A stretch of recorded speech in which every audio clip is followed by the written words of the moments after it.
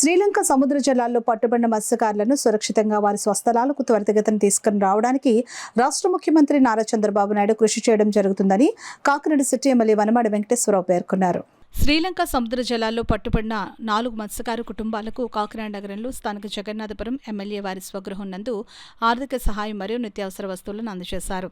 ఈ సందర్భంగా ఎమ్మెల్యే కొండబాబు మాట్లాడుతూ కాకినాడ నగరానికి చెందిన పంతాడి బ్రహ్మానందం 40 లక్షలతో కేరళ నందు ఫిషింగ్ ఫైబర్ బోటును కొని రామేశ్వరం మీదుగా కాకినాడకు తీసుకుని వచ్చే సమయంలో జీపీఎస్ పరికరం సాంకేతిక లోపంతో ఆగస్టు 4వ తేదీన శ్రీలంక సముద్ర జలాల్లోకి చేరడంతో శ్రీలంక కోస్ట్ గార్డ్ సిబ్బంది ఫైబర్ బోటును మరియు బోటులో ఉన్న మత్స్యకారులు పంతాడి బ్రహ్మానందం, చింతా నాగేశ్వరరావు, కర్రి నూకరాజు, కొప్పాడి శ్రేణులను వారి అదుపులోకి తీసుకోవడం జరిగిందని తెలిపారు. సమాచారం తెలిసిన వెంటనే రాష్ట్ర ముఖ్యమంత్రి నారా చంద్రబాబు నాయుడు మరియు జిల్లా కలెక్టర్ దృష్టికి తీసుకువెళ్లడం జరిగిందని అన్నారు.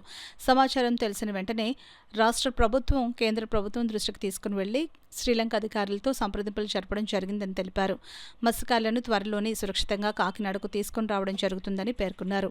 శ్రీలంక సముద్రంలో చిక్కుకున్న మత్స్యకార కుటుంబ సభ్యులకు మనోధైర్యాన్ని కల్పించి ఒక్కొక్క కుటుంబానికి 20,000 రూపాయల చొప్పున 4 కుటుంబాలకు 80,000 రూపాయలు చెక్కులను మరియు నిత్యావసర వస్తువులను అందించడం జరిగిందని ఎమ్మెల్యే తెలిపారు.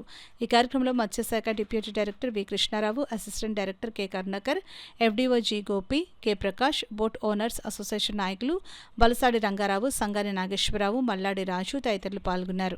కేంద్ర ప్రభుత్వంతో మాట్లాడడం, అదేవిధంగా ముఖ్యమంత్రి చంద్రబాబు నాయుడు గారు వెంటనే స్పందించడం, అదేవిధంగా ఇక్కడ ఉన్న కలెక్టర్ గారి ద్వారా మన ఇక్కడ ఉన్నటువంటి ఏదైతే 4 పేర్లు కూడా యానం గవర్నమెంట్ వారు కూడా తెలియపరిచారు అక్కడికి కేంద్రానికి. అదేవిధంగా మన గవర్నమెంట్ నుంచి కూడా కేంద్రానికి తెలియపరిచిన వెంటనే వాళ్ళు అంటే జనరల్గా ఎందుకు అరెస్ట్ చేస్తారంటే మన బోర్డర్లకు ఎవరు వచ్చినప్పుడు కూడా మనం అరెస్ట్ చేయడం ప్రభుత్వ స్వాధీనంలో తీసుకుంటుంటాం ఎవరినైనా సరే, సముద్ర తీర ప్రాంతానికి వేరే వాళ్ళు ఎవరు వచ్చినప్పుడు కూడా. ఎందుకంటే వాళ్ళు టెర్రరిస్ట్లా ఎవరు ఎందుకు వచ్చారన్నది ఆరా తీస్తారు. ఆ విధంగా అరెస్ట్ చేయడం జరిగింది తప్ప మరొకటి కాదన్నది. ఈరోజు వాళ్ళు నిజమైన ఫిషర్మెన్స్ కాకినాడ నుంచి వచ్చారు, బోటు కొనుక్కుని వెళ్తున్నారు. నావిగేషన్ సరిగ్గా చూపించకపోవడం వల్ల దారి తెలియక ఈ మార్గానికి వచ్చారన్నది వాళ్ళ దృష్టిలోకి వెళ్ళింది. ప్రభుత్వం ద్వారా ఈరోజు వాళ్ళకి తీసుకురావడానికి అన్ని ప్రయత్నాలు చేస్తున్నారు. తొందరలో నాకు తెలిసిన మట్టికి 11వ తారీఖు ఎప్పుడో లోపే రావచ్చని భావిస్తున్నాం. ఈరోజు ప్రభుత్వం కూడా చాలా సీరియస్గా తీసుకుంది. అటు కుటుంబాలకి ధైర్యాన్ని ఇస్తున్నాం. ఈ రోజున మీరందరూ ధైర్యంగా ఉండండమ్మా, వాళ్ళ 4 కూడా సురక్షితంగా వస్తారు. అదేవిధంగా ఈలోగా ముఖ్యమంత్రి చంద్రబాబు నాయుడు గారు వారి కుటుంబానికి ఆర్థిక సాయం చేయాలని చెప్పి ఈరోజు ఒక్కొక్క కుటుంబానికి 20,000 రూపాయలు రేషన్ కూడా ఇవ్వడం జరిగింది. ఈరోజు ప్రభుత్వానికి చంద్రబాబు నాయుడు గారికి ఆ 4 కుటుంబాల తరఫున కృతజ్ఞతలు తెలియజేస్తున్నారు. శ్రీలంక కాన్సులేట్ కూడా చాలా పాజిటివ్గా రెస్పాండ్ అయ్యారు. అయితే ప్రతి అంతర్జాతీయ వివాదానికి ఒక ప్రొసీజర్ అనేది ఉంటుంది. అంటే వీళ్ళని అరెస్ట్ చేయడం ఒక ఎత్తు అయితే మళ్ళీ విడుదల చేయడానికి కూడా ప్రొసీజర్ ఉంటుంది. ఆ ప్రొసీజర్లో భాగంగా వీళ్ళందరినీ కూడా అక్కడ డిటెన్షన్ చేయడం జరిగింది. వాళ్ళకి రిమైండర్ అనేది 18 వరకు వేయడం జరిగింది. అయితే ఈ మనం ఇచ్చినటువంటి డాక్యుమెంట్ తర్వాత ఈ రిమాండ్ పీరియడ్ కూడా తగ్గించారు 11 వరకు అని ఒక సమాచారం ఉంది. అయితే ఏంటంటే మన వాదనని మన డాక్యుమెంటేషన్ కరెక్ట్గా మనం ప్రజెంట్ చేసాం.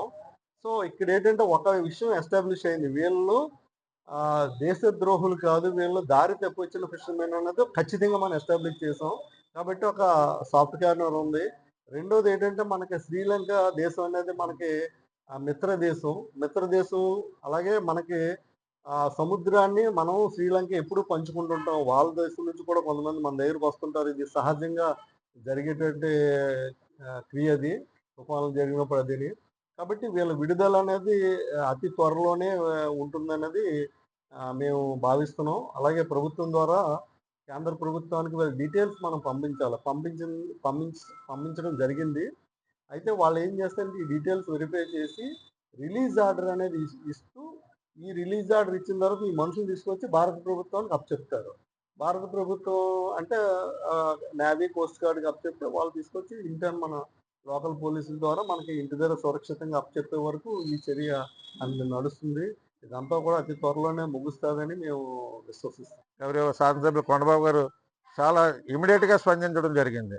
అలాగే గౌరవ కలెక్టర్ గారు కూడా దీని మీద వెంటనే స్పందించి అక్కడ ఉన్నటువంటి శ్రీలంక అంబాసిడర్తో మాట్లాడి ఇవన్నీ కూడా బోటు సిబ్బందిని కూడా వెంటనే రిలీజ్ చేయమని ఆదేశాలు ఇవ్వడం కూడా కలెక్టర్ గారు చేయడం జరిగింది. అదేవిధంగా మేము కూడా మాట్లాడాం, గౌరవ కమిషనర్ నాయక్ సార్తో కూడా మాట్లాడటం, అదేవిధంగా మత్స్యశాఖ ఇక్కడ సిబ్బంది కూడా అతి త్వరగా తీసుకురావడానికి మరి ప్రయత్నాలు చేస్తున్నారు.